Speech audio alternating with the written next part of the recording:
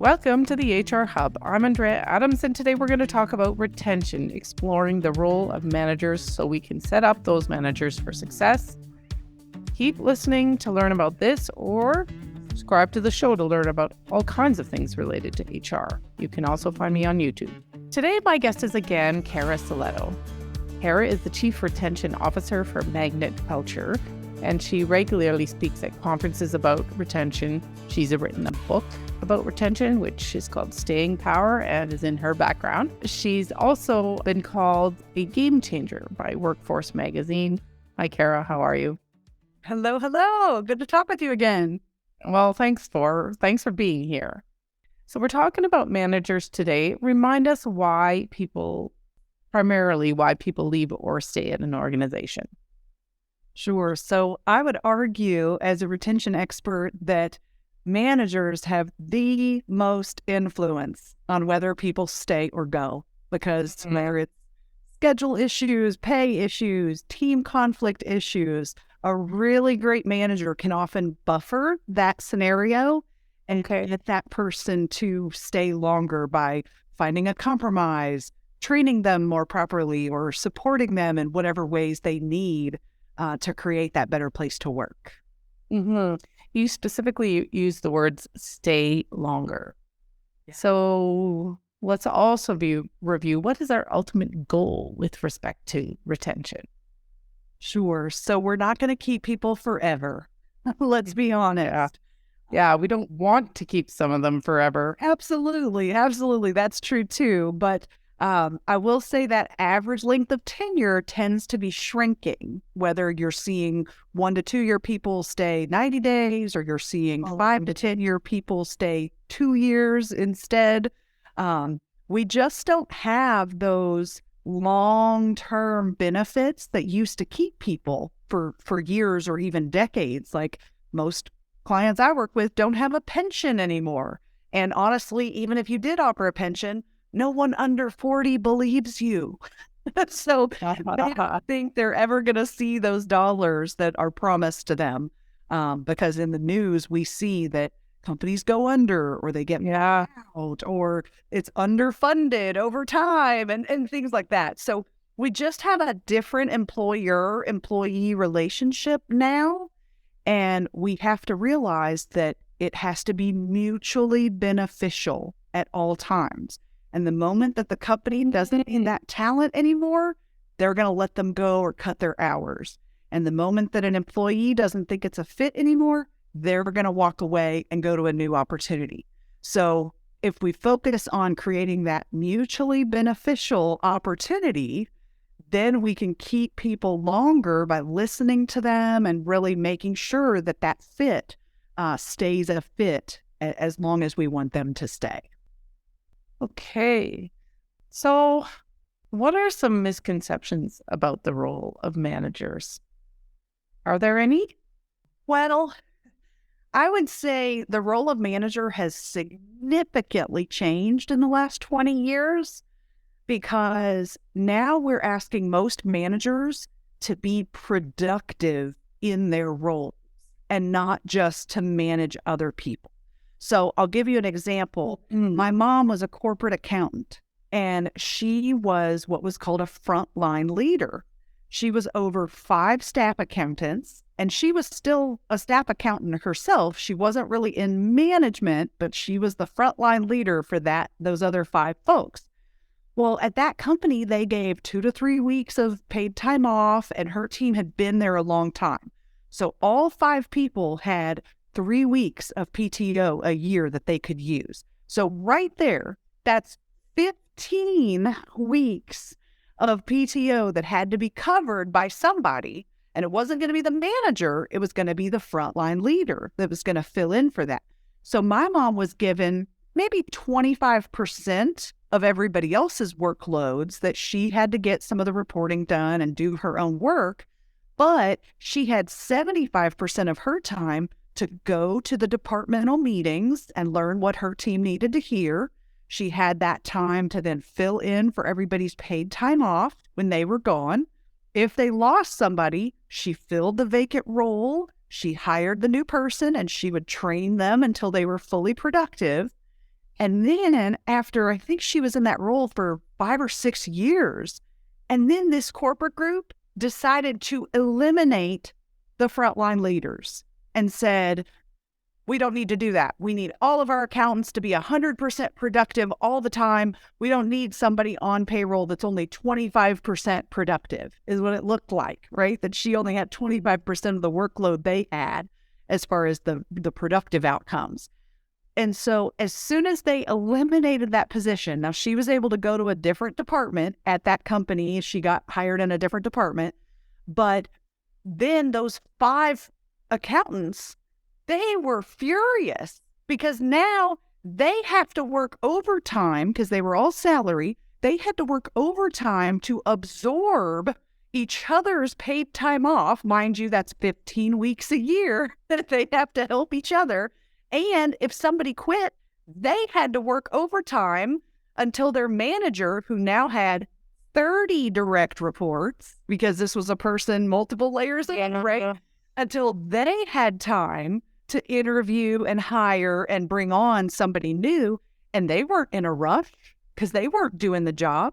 So they had weeks of stalling and waiting and filling that role. Do you sense the frustration, right? It's like, so the company thought that it was a good idea to get rid of that supervisory position and do more with less, right? We've got to be lean. Yeah. It actually backfired because 3 of the 5 people then left within 18 months of that strategy, that structural change in the team, because they said, this is ridiculous. I shouldn't have to pull overtime just because my colleague is going on vacation. And I shouldn't feel bad taking my own vacation because it burdens my team.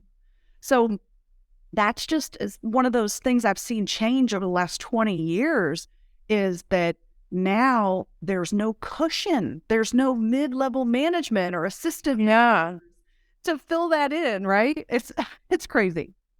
So, but organizations are challenged just by the market. They are challenged to do more with less. How do we, do you have any bright ideas of how to go about, finding those dollars to remain competitive in your marketplace?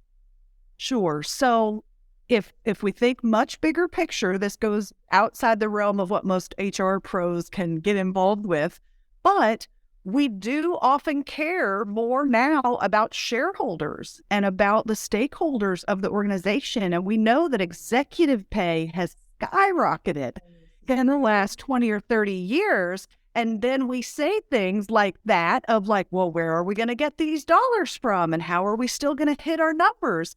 And I've seen lots of industries that I do business in, their margins are not what they used to be. And to some extent, we have to accept that. Now, there are innovations and automation, and there are some ways to be more efficient, but we cannot just keep asking people, do more with less, do more with less, do more with less.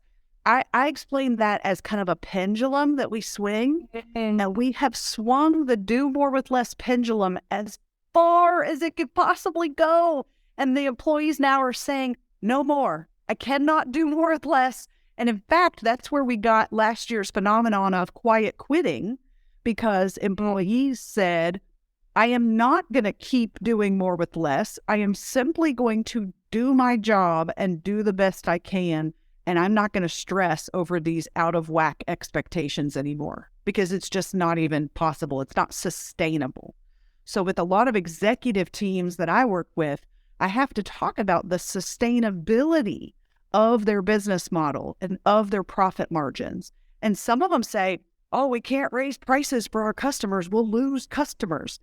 But if everyone in the industry is saying that, then it's time for everyone to then increase those prices in order to create a more sustainable model, if that's what it takes. So we're going to continue to see price increases over the next several years as industries realize it's their only option to keep up. And I'm not saying that's the best thing or the only thing, but I'll tell you, my clients right now, they're all planning on price increases on their products and services because of the labor costs going up and the difficulty to manage that situation. Uh-huh. So if we're thinking about managers here, what are some the key competencies they need to have aside from time, but that's not a competency, Right. what competencies do they need to have to be retaining their employees well? Yeah. So I would say our number one request for training right now is emotional intelligence. Okay. It's been shown over and over that high EQ is a success factor for leaders. If you can read the room, understand different styles, you can pick up on, the facial expressions and emotions that people are having, that you can then show empathy when people are stressed, they are frustrated, and that you can jump in to help people get through those difficult times. I'm seeing a huge uptick in a concern and support for mental health issues of our team and our workforce as well. So really being able to identify those situations and being able to support or find supportive resources for team members that are struggling. And again, I mean, I know it's a 101, but the listening skills, if we are constantly just thinking about what am I going to say next and how am I going to communicate this out, well, how are you receiving information? Are you stopping long enough to really listen to your people as well? Because honestly, sometimes that's all an employee wants. They just want you to listen. They just want to be heard, and they don't even care if you fix it. They just want to get it off their chest and tell you how frustrated they are or overwhelmed they are or tired they are or whatever it is. And they want you to show that listening and empathy and understanding of their frustrating and overwhelming situation. So those are, on top of basic competencies of technical skill set to do your job and the communication. I think those are some other competencies that I'm seeing really take the forefront right now. Okay. So on the flip side of that, at an individual level, and not sort of organizational practice, but individuals, what can a manager do? Or sorry, what are some 2 to 3 terrible management practices that are almost guaranteed to drive turnover? Ooh, okay, good one. But So, what are some ways to drive people away? yes, that's the question. Yeah, say things like, because I said so. That's why. People actually say that? Oh, absolutely. Absolutely. I still hear people say that because they are not, the alternative to that is explaining the why. If people ask you, why does it matter that I show up on time? Why do I have to wear this uniform? Or why do I have to have my camera on for our Zoom calls? Or why, whatever it is that people are pushing back on. A good manager should know the why behind that and not just because I said so. Or more often what I'm hearing is because the policy says so or because corporate says so. And then that mid-level manager is not filling in the gap. They just say, I don't know, it's because corporate says so. And that's their easy out for the why, when really the employees want to know why. Why do we have that policy? Why did corporate say so? Why does OSHA or HIPAA or any other regulatory body, why is that a rule? Because sometimes they don't understand why that has even been set as a rule or regulation. So that's a big one. Because the policy says so. That's one. Another big no-no is not thanking people enough. So if you have that, I still see managers who have that mindset from the 1900s that says, I am not going to thank you until you go above and beyond, because I will not praise mediocrity and I am not going to thank people for showing up when that's why they get a paycheck. Not going to happen. Oh man, do I ever hear that all the time? If we bring that old school approach in, you are going to lose a ton of workers So hopefully HR pros, you don't have any managers at any level that are doing these things, right? That's the key, is making sure this is not happening out in the field or on the floor or anywhere. Because if they do not show appreciation, I mean, where can people go to get a paycheck now? Anywhere. So they absolutely have to show appreciation. Leaders at every level in the HR team have to show that appreciation. And sometimes they'll say, well, I want it to be genuine, and I'm not going to thank them for showing up. Well, that's when I get the managers. I have this great piece in our workshop where I make them dig way down deep, way down deep, and find, because they all have it, even maybe super deep, but it's there, to find the gratitude that they have for the people who actually show up and do their job. Even if that's all they do, they show up and they do the job and nothing extra. But we are, as employers and as leaders and bosses, we are absolutely grateful for the people that show up and do their job. So I try to recalibrate the thank you and appreciation meter on some of the managers who still have more of an old school mindset. And it's time to evolve with the workforce and really start to appreciate people on a regular basis. I love that. That so echoes an episode I did about recognition.